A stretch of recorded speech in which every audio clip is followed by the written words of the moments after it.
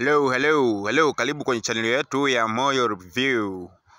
Hapa tunakupatia story mbalimbali, story mbalimbali za movie, kufanyia recap movie mbalimbali na kuzielezea pia. Tupo kwa ajili ya kufundisha, kuelimisha na kukumbusha vitu vingine ambavyo kwenye maisha vipo vinatokea. Tunaishi navyo na maisha mengine yanaendelea. Tunakuchambulia kinifu kila kitu kikamilifu, love story, drama za movie mbalimbali za Nigeria. So kuwa nasi all the time. Tupo na wewe kwa ajili ya kukusanua mambo mbalimbali yanayohusiana na drama, yanayohusiana na mapenzi, yanayohusiana na love. Ujue upendo bana, upendo naweza nikasema upendo ni kitu ambacho kinaunganisha kila kitu. Upendo ni siri, wanasema mapenzi yanapelekea watu kukaa pamoja, wanapelekea kila kitu kukaa sawa kwenye haya maisha, ili kugombana au changamoto za kutofautiana zinakuwa chache kutokana na upendo. Upendo unapozidi ndio changamoto zinapungua pia za kutofautiana kati ya mtu na mtu. Wanasema upendo ni siri, lakini kumbuka kwamba hiyo siri pia haiwezi kupelekea kumpenda mtu ambaye humfahamu au hujawahi kumjua. Lazima umfahamu mtu, kwa sababu unamuona au unamfahamu, kwa muda mwingine unaweza kumjua kivyovyote vile, lakini kapelekea wewe kumpenda au kufall in love kwake.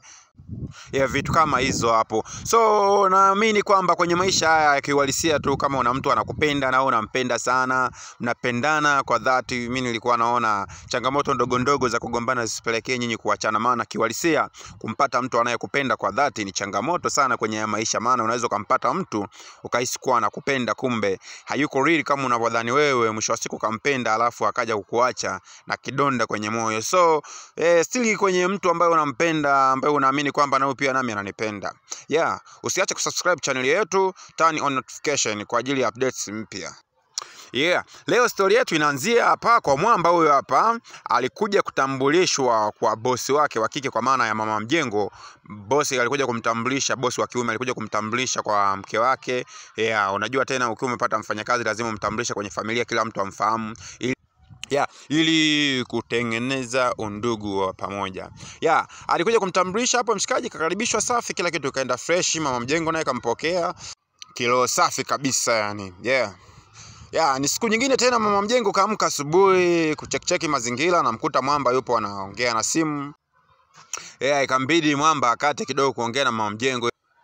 Kama unavyomuona mama mjengo, tabasamu kama lote, tabasamu zito, tabasamu fulani hivi amazing. Mwamba akabaki kumcheki tu mama mjengo. Ni siku nyingine tena, kama unavyoona mama mjengo akawa anamsaka mshikaji, anamtafuta mshikaji kumuulizia uko wapi, anamtafuta lakini mshikaji akawa haonekani. Kila akimuita mshikaji akawa haonekani. Kumbe mwamba alikuwa bafuni anaoga. Anakuja kutokezea, mama mjengo alikuwa anatafuta kuja kutokezea, ana taulo peke yake, alafu taulo ikamdondoka. Mama mjengo kacheki, kaangalia vitu hapo, mama mjengo mdomo kabaki wazi, anajiuliza vipi tena, sijui atakuwa ameona nini hapo, yeye mwenyewe atakuwa ni siri yake.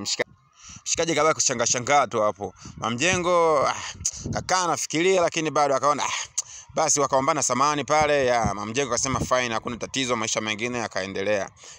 Mama mjengo alikuwa ametulia siku moja hivi, akaona ngoja nimuite tu mshikaji tupige story moja mbili hapa na pale. Kuna namna fulani kama mama mjengo alikuwa anamkubali hivi mwamba. Wakaanza stories hapa na pale, wanapiga story kama unavyojua mgeni na mwenyeji bwana katika nyumba. Ili hali baba mwenye nyumba hayupo. Amebaki tu mshikaji ambaye ndo huyo bodyguard, anapiga story na mama mwenye nyumba.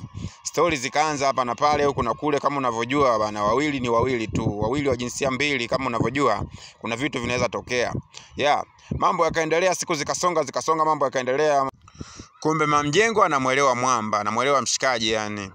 Mshikaji naye akukunja nafsi.